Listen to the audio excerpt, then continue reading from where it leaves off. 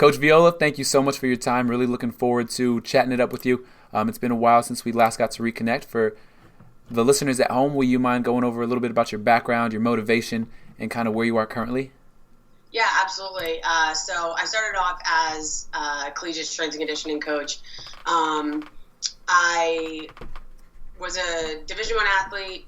I played soccer, played 3 years semi-pro, really had the taste of that high-level training. When I was an intern in the weight room, I had left to get an administrative job in athletics, and I realized it was not for me. So I turned around and I went back to my alma mater, and I was a GA there for 2 years. While there, I was full-time with football. I really believe that has helped me kind of gain an edge and have an edge. And then I was the head coach for 4 other teams. And then I was interim, head coach when my supervisors weren't there. So I got to work directly with men's basketball and men's lacrosse and baseball. So that was super cool. Yeah. Then after I finished my 2 years, I actually wanted to do more school. So I was looking into more programs, but I actually got a full-time job at Rutgers University. So I was there for 4 years. First year, 7 teams. Second year, 6 teams. Finally, third year, I got bumped down to 4 teams. And I was named the assistant director. So a little bit of hard work goes a long way. Yeah. And then from there, I had this phenomenal opportunity to join the team at Play, totally unexpected, wasn't looking to leave the collegiate realm, and I settled into a director of performance role. So I was living down outside of Atlanta at the headquarters where Play is, and I basically had to build out the student-athlete performance side of things because we did not have any student-athletes training at our facilities. So not only did I have to get kids in the door, I programmed for some of the adult programs and all the student-athlete programs. Yeah. So things that I wasn't not necessarily unfamiliar with, but I think the age group, I really had to take another look at sets and rep schemes, periodization that's almost non-existent in the private sector. Yeah. And really, it forced me out of my comfort zone, and I really believe it made me a better coach, not only to coach that age group, but also program for that age group. Had a few elite athletes here and there, U.S. women's soccer player, a couple combine athletes, and a few college athletes. But while doing that, I also act as an ambassador for the company. And as some of you may know, I run our labs. Okay. So all logistics, everything from catering to event planning, all the little things in between, your swag bags, got to get those together. And so basically from doing that, we had a little bit of staff transition, and I actually got moved into a bigger role of being an ambassador. So instead of just being a domestic ambassador, I ended up turning into a global ambassador. So I had the ability to travel around the country. I actually leave for Australia very soon. I get to go to England twice this year, and eventually Vancouver. And that's not even mentioning the week-to-week regional visits that I got to do. Wow. I think every part of my journey, and I think this is true for everybody, every part of your journey sets you up for the next step. Whether it's good or bad, positive or negative, you're going to learn something. And I really believe that we experience life to be prepared for the next step. And so even myself, not everything was perfect. I really believe that everything that I went through has really prepared me to where I am today. So yeah, that's awesome to hear. Will you spend a little bit more time on what you learned in the college realm and some of the lessons that you've taken away from there and applied to other things? I think the biggest thing that just popped right into my head is organization. Okay. When I first came to be a full-time strength coach, I had 7 teams. Yeah, so that's a lot. Not only is that a ton of athletes, but it's 7 coaches that want it their way. Yeah. And so being organized on top of things, always thinking a step ahead, I had separate calendars for everybody. I made sure that I stayed on top of meetings. I did follow-ups on meetings, even if it was a 2-second, hey, this athlete has this going on. They're going to do rehab, or this athlete has a class conflict, constantly following up and leaving a paper trail. So organization, paper trail, and really be a difference for everybody in the facility that you're in. It doesn't matter if they're part of the maintenance crew, they're part of the facility, if they're a different staff, a different team, if it's academics, if it's career services, just understand that they are too a part of the family. So treat them like that. And that means, like greeting everybody every time that you see them, asking about how their day is, and slowly but surely, they're going to see you as a standout. And they're also going to see you as being approachable. And, when all is said and done, I really believe that, I went from 7 to 6 to 4. That's partially because I was able to defend my rapport with student athletes, with the academic advisors, with the athletic trainers, with the head coaches, with the assistant coaches. I was able to defend, what I meant for them in their working lives. And so I was able to kind of use that and maneuver to kind of get me into a better place professionally. Will you touch on that? Let's pull on that thread a little bit, right? So you said kind of be a difference for everybody. So is that an idea that is personal, or is that kind of bestowed upon you by somewhere that you've worked, or where does that kind of come from? Now that I'm a little older in the industry, I see it that it tends to be a little bit more of a trend. Obviously there's this big, this massive spotlight on the art of coaching, but the art of coaching is also like the art of education. So being in that position where, again, you are approachable and people see you as a ray of sunshine sometimes, or just someone that they can come and just talk with you. Sometimes it's a blessing in disguise because you have to get work done. But I really think it's who I've always been. I remember even back in high school, I got along with teachers sometimes better than my classmates. And it's just because I think they were so approachable. And I was so comfortable around them. And I kind of took that. And to be honest, it probably stems all the way back to the fact that I was always the youngest on sports teams. I always played up a division or two. So being kind of a little bit more advanced in my maturity, I think that helped me. So I was always trying to create relationships with those that were more experienced than me, people that knew things that I didn't. And I think along the way, I know that I'm a very humble person. To be completely honest, I was looking at some of the things that we were discussing today, and I had to look up some definitions. And, I'm not afraid to expose that. I have a college education, I have a master's. I'm not ashamed of, who I am or what I've come from. So I think that has helped me be able to ask those questions and actually learn more, because I'm learning the craft rather than just always in a book. Okay. I like that. And then will you also touch on some of your time as an athlete, right? You kind of talked about it a little bit right there, but what have you learned as an athlete, and what have you been able to take from there? Definitely time management. I think everybody says that, but it's so true. I was kind of a freak when it came to putting together my academic schedule. I would literally figure out what building my classes were on campus and strategically plan where I didn't have to backtrack during the day. Wow. Impressive. I think I was a little OCD with the organization sometimes. But that freed up so much of my time during the day, where I'd be more engaged that way. Because I wasn't constantly running from one place to the other. With regards to competition, it's difficult. I wasn't trained professionally as a high school player. I never really played on two competitive soccer teams. I played on a competitive softball team. So when I got to college, playing soccer year round was a shock to me. Yeah.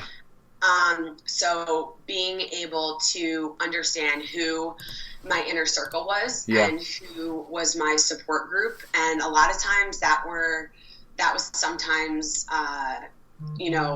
the staff, like administration, academics, my family.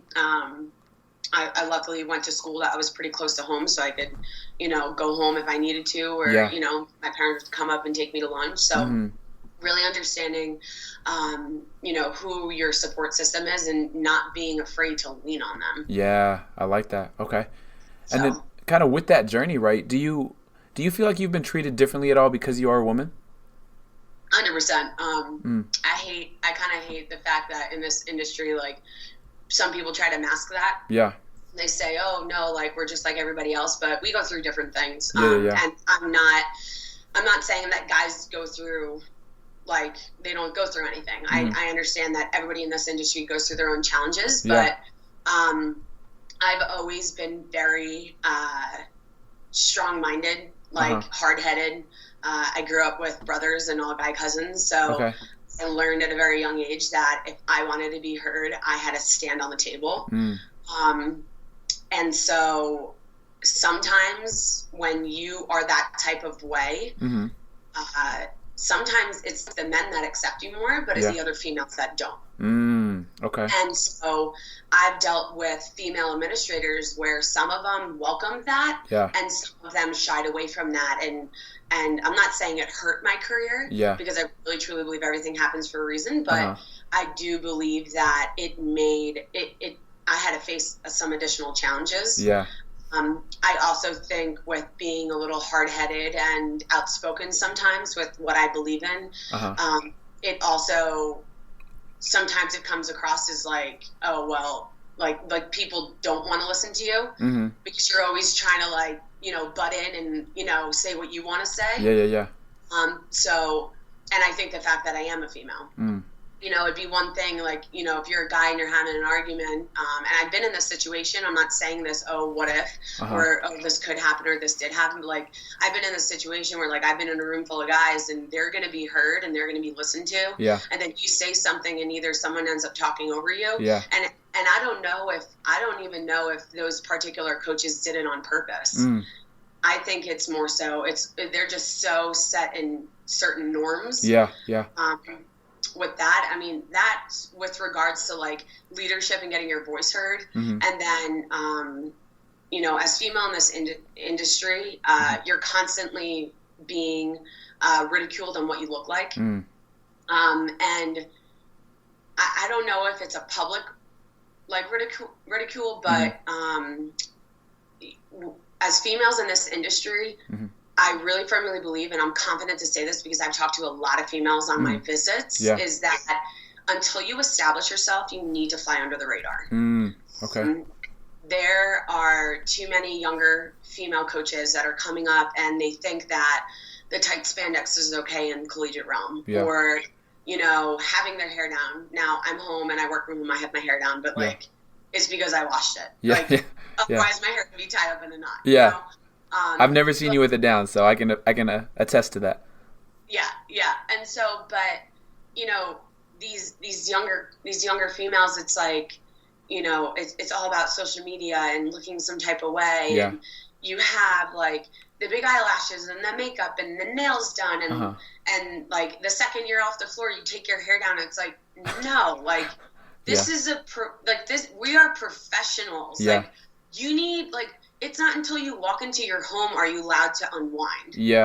Like, you need to be on 24/7. And I think some younger females don't understand that. I got that understanding because I worked in football right out of the gate. Guys catcalling me. I had guys making derogatory comments. I had guys make comments when I had shorts, mid-thigh, loose shirt, and my hair was pulled back. I still had guys making comments, but I positioned myself as an authority because of the support that I had from that coaching staff and from my colleagues. Not everybody has that. So I was able to step in and say something and feel confident, but not everybody has that, that support.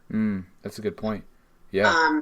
So, I mean, I think it's a big thing with, it's true. Like, until you establish yourself in this industry, you have to fly under the radar and blend in. Yeah. Yeah. And I'm not saying, like, don't be yourself. Like, 100% be yourself. Like, your personality is you. But with regards to, like, looking some type of way, like, there's a reason why decades later it's still called a male-dominated field. Yeah. Yeah. And it's like, I mean, think about back in, like, I could get my decades wrong, but, like, back in the 30s and the 40s, like, women wore suits. Yeah. Like, they stopped wearing skirts when they wanted to be respected. They wore suits in the office. So it's like, because they wanted to be looked at the same. They wanted to be on that same level playing field. Why isn't it the same across the board in strength and conditioning? That's a great point. And I think it's a point that a lot of people need to hear, because even from what I've seen as working with these interns, like you said, the same thing, like the tight spandex and like the short, like, that's not the greatest first impression, one with a coach or even with the athletes, Yeah, for sure. I 100% agree with you and everything you're saying, even in terms of like, like you guys are definitely treated differently, and anyone who says that otherwise is either lying or really blind. They're naive. Yeah. So very interesting. And then with regards to your leadership style, right? So you've kind of talked about your development and some things that have affected you, right? Do you think there's a dominant like leadership style in strength and conditioning? I think it's different. I think leadership across the board is leadership. I think there's two types of leadership, honestly. Okay. It's the people that lead from the front and the people that lead from behind. Okay. Simple as that. So it's the people that are leading from the front that's pulling the staff along with you. They got the chain in their hands just like you do, and they're trucking along. And then the people from the back are the pointers. You do this and you do that and stuff like that. So I believe there are two types of leadership. I think it's just a basic trend. I don't think that older coaches do this or younger coaches do this. I think it's just based on the individual. So I think it's mixed. Interesting. Very interesting. And then with regards to that, right, so I mean, I'm assuming that I know your answer on this, but just to go with it, right, do you think there's a leadership style that fits best in this vocation, or does it just depend on the staff or the situation? Well, I mean, I'm a firm believer. I'm humble, right? So I'm naturally going to lead from the front. Like, I'm naturally going to lead by doing and saying, not just from shouting from behind. Yeah. But if you think of sport and you think of athletics, those leaders that lead from the front are usually part of the more successful teams. You think about, I mean, I hate to say this, but the Tom Brady's in this world. Yeah. I'm only bringing this up because he's in the Super Bowl on Sunday. But just for the record, go Giants. I don't care how bad they are. Yeah. But like, you think about the Tom Brady's, like, he knows that playbook better than anybody else on the team. Yeah. And if he doesn't do that extent of work, he lets his entire team down. Yet he's the pivotal part of that team. So, I mean, and unfortunately, they just have won multiple Super Bowls and have many Super Bowl berths and stuff like that. But you think about that leadership style, and it seems to be where that is the most successful leadership style. Yeah. So. That's very interesting too, because if we look across sports, right? So let's say in the past, so there's a couple different like definitions for leadership, right? So there's like the autocratic or authoritarian type leader. There's like the transformational. But if we look across sport, it's been so varied, but it's very interesting, right? For example, let's take Michael Jordan, for example, or even Kobe Bryant, because I'm a big basketball fan. So Kobe Bryant would be, I mean, I would say more authoritarian, right? It was his way. Same thing with like Michael Jordan. And they were very successful for the most part on their teams. So do you think that transformational leading, like where you give more input to staff and subordinates and things like that, do you think that can thrive, or do you think that sometimes that can falter? No, I mean, I think you always need those type of people on your team. Yeah. As long as they always have the team in mind. Yeah. Okay. I mean, it's hard because, even basketball, a lot of those, it's individual based points. Yeah. But they're also leaned on to make the big shots and make those points at the end of the game at the buzzer and everything. And so there was still a trust that the team had in them that they had something to do with. Okay. Great point. Okay. Yeah. And then moving forward a little bit, right? So kind of diving more into some entrepreneurship and kind of business and your journey as well. What exactly does entrepreneurship mean in the world of strength and conditioning? Well, I think, it is a little bit of a sticky subject and that's just based on, again, I get to see a lot of coaches every month, and, you have the naysayers of the ones that are saying, oh, we're too self-absorbed and we're so concerned about getting our stuff out on social media and it's all about self-promotion. You have those naysayers, and then you have the other people, and it's just like, hey man, like, I'm just trying to make a living over here. Like, I'm just get my name out there so that I can find the next best thing, so that I can continue to serve and continue to be there for student athletes and do what I was called to do. So I think there's this like divide. But it is true. Like, this entrepreneurship and strength and conditioning is almost like an oxymoron, because, strength and conditioning, like, your job is supposed to be your well-being. But we don't get paid to have that good of a well-being. And I could totally go off on a tangent about, like, how the military may change that and all that kind of good stuff. But we are in a day and an age where strength and conditioning coaches, because they don't have value through the lens of administrators, I'm being general, because they don't have a ton of value, they're not going to get paid.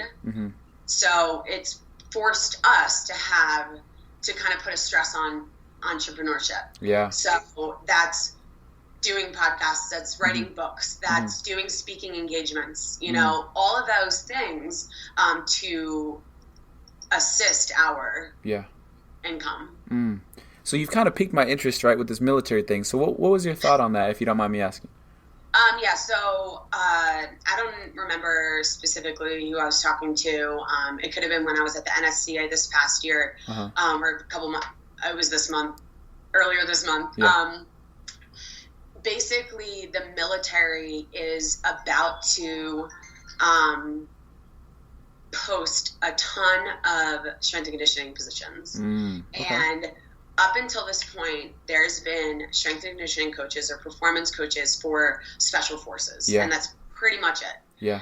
But if you think of the general army, like, for example, I was down at Fort Carson. There's like the Green Berets weight room. And then it's just like the general population weight room. But there's like maybe a couple hundred, even less, in the Green Beret weight room. But in the Gen Pop weight room, there's thousands and thousands and thousands that belong to the Army. Wow. So basically, they are looking to hire strength coaches to actually program and take care of the general Army. Or the General Navy or the General Marines and all that kind of stuff. So basically what that's going to do, because military pay is consistent, they have the best benefits, they're held at a high regard, they're seen with a lot of value. I believe with that kind of pushing through on one side, it's going to force the collegiate world to make a decision. Yeah, definitely. That's going to be making a decision to hopefully increase value and start paying us the same as these assistant coaches or these head coaches. Obviously football's in itself, but with regards, with everybody else. So wow, that could really change the face of a lot of things. I mean, for the better, So that's awesome to hear. And then kind of moving forward with this entrepreneurship, right? So what is your take on, or what is your thought process like? What does it mean to you to balance entrepreneurship and job responsibilities? Is there a way to do the two, or is it kind of just ebb and flow?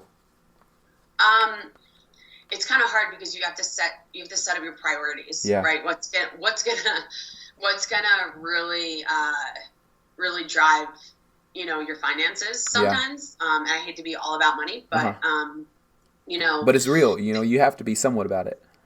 Yeah, absolutely. But I think sometimes the entrepreneurship can actually help the job responsibilities. Okay. Because here we are talking. I mean, Granted, we've known each other for a hot minute now. Yeah. You say that you talk to someone else you don't really know. Well, now you've created a relationship.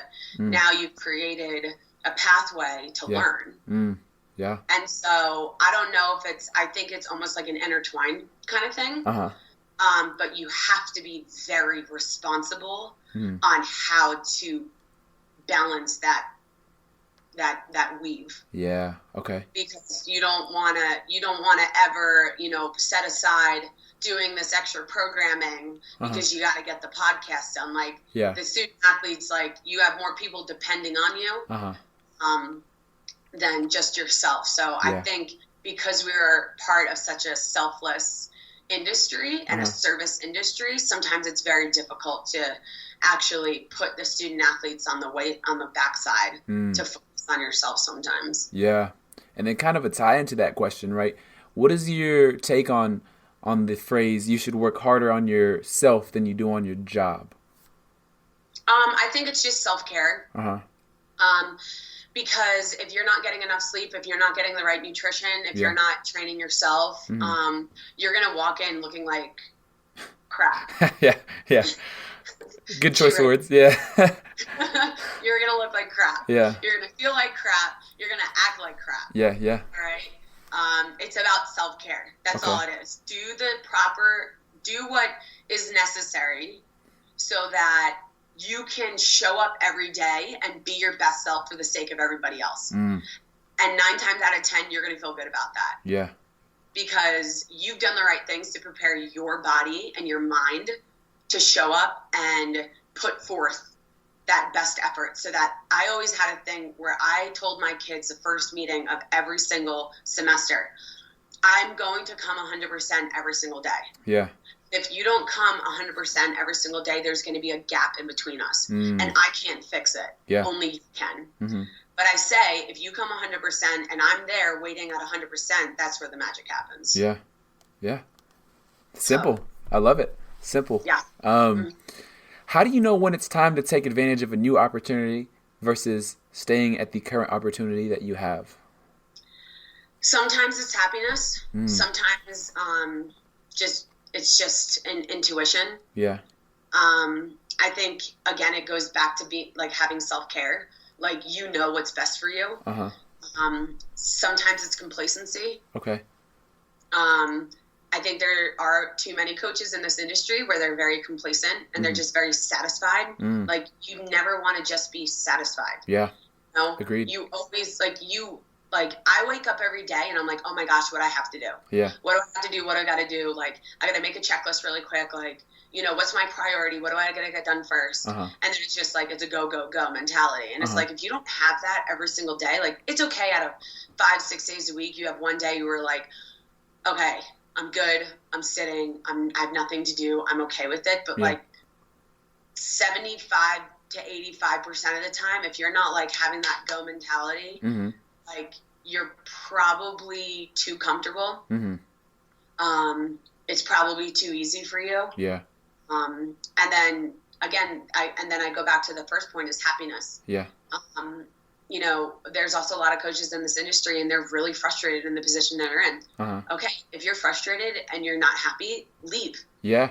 Take a leap of faith. Like, high risk equals high rewards. We know that. We've read about that. It's sports psychology. Like, you just have to go take that leap of faith. And 9 times, I keep on saying 9 times out of 10. I think I've said it about 10 times, but I guess that's my word graffiti. There you go. But taking a risk, it's going to be a good thing. Yeah. And again, I go back to one of my first points, whether it's a good experience or a bad experience, it's for the right reason. Yeah.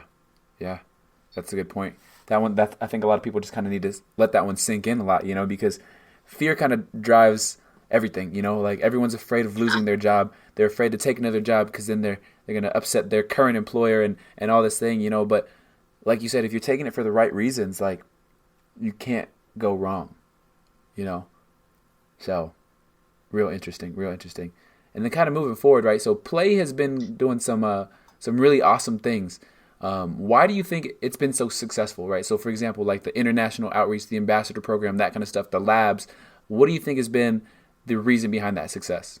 I think we have really excellent leadership in our company. Uh-huh.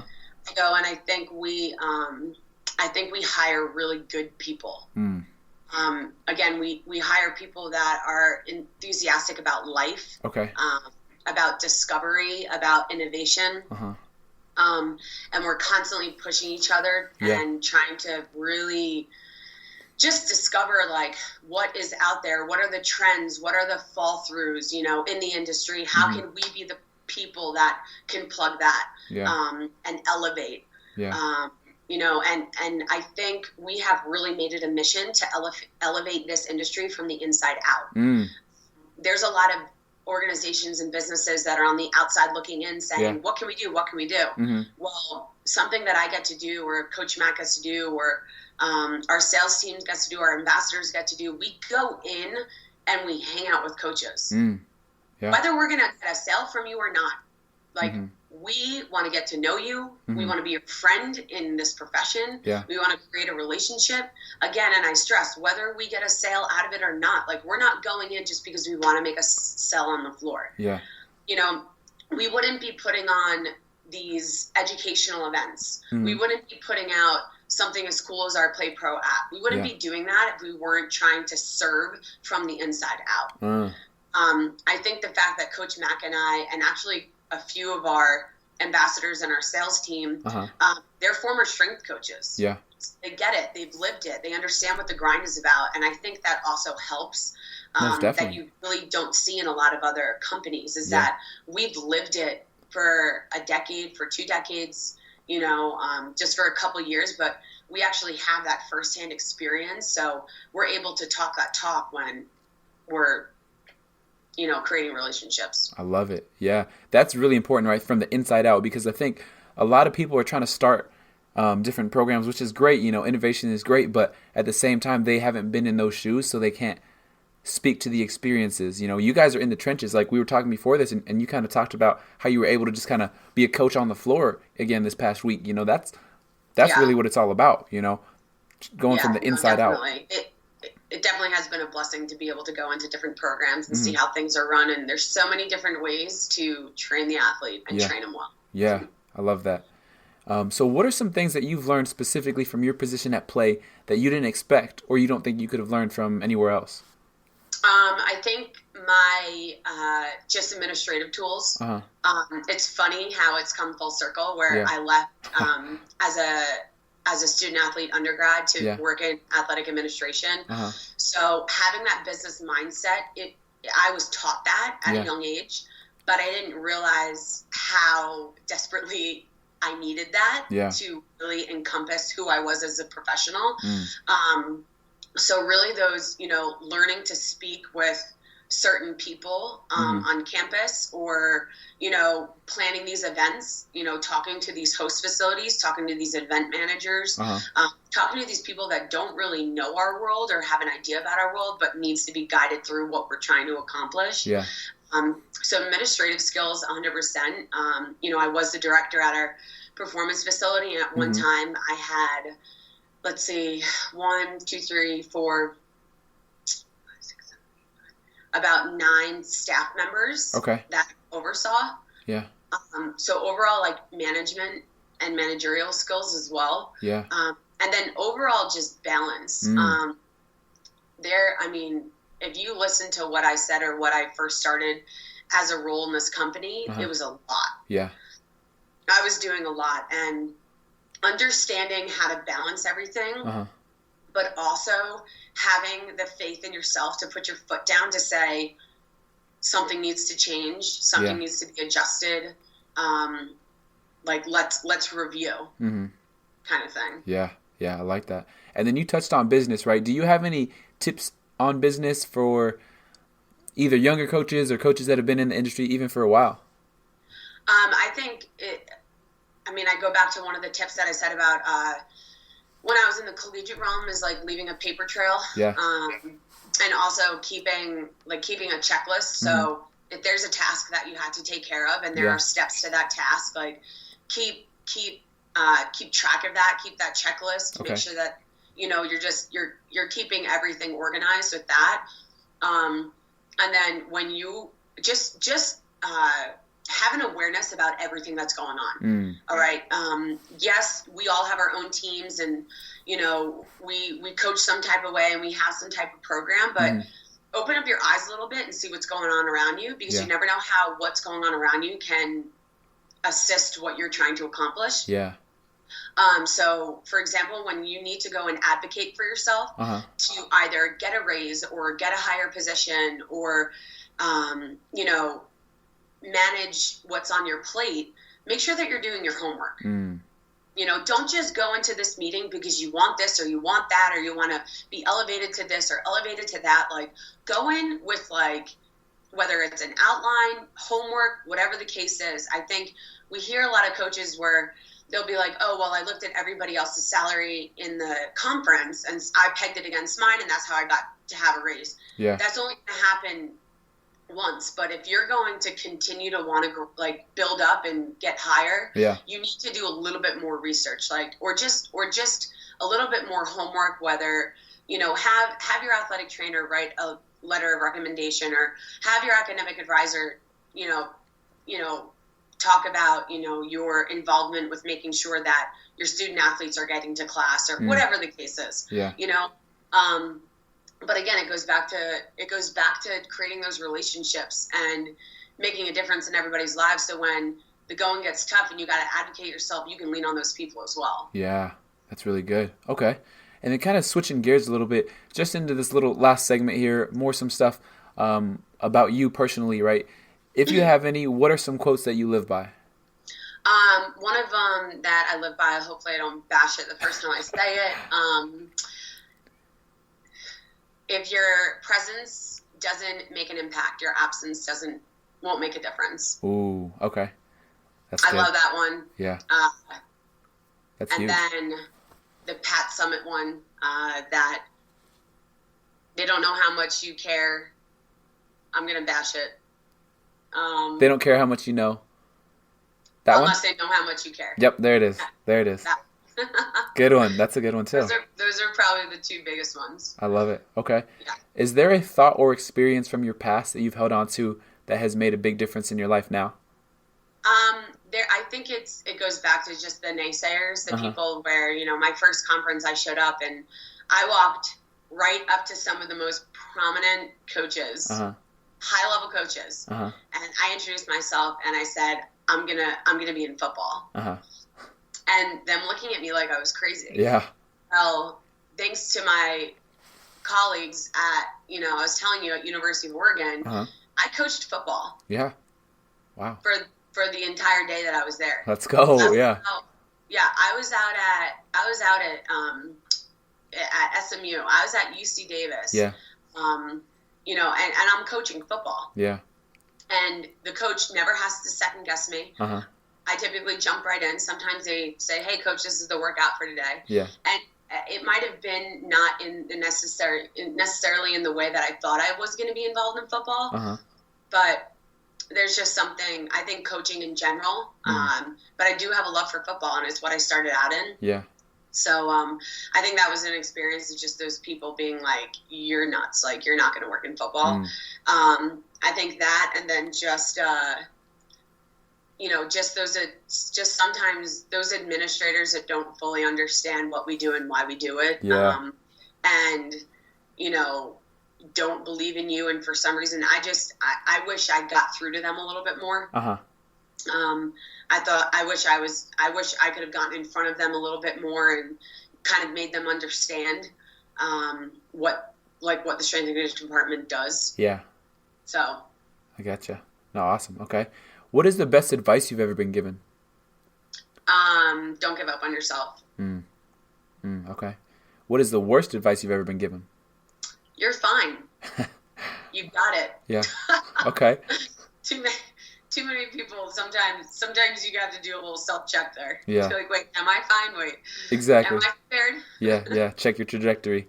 Okay. Yeah. So last question here. So what are some projects that you're currently working on, and how can people kind of reach out to you and follow your journey? Yeah, I mean, it kind of goes a little bit back to what we discussed. Personally, I run the education through labs. Mm-hmm. So we're going to be having 3 events in the United States in June. Okay. So keep your ear open for that. Mm. Also, with a way to promote some of our partners that helps us with labs, I have something that's called Marisa's Minute. Mm-hmm. And it's basically me interviewing, not necessarily interviewing, just asking a question to a coach in person, and them just giving their 2 cents. So it could be an exercise, it could be a warm-up, it could be some words of advice, and it's called Marisa's Minute. I'm going to be posting it on my Instagram account. Okay.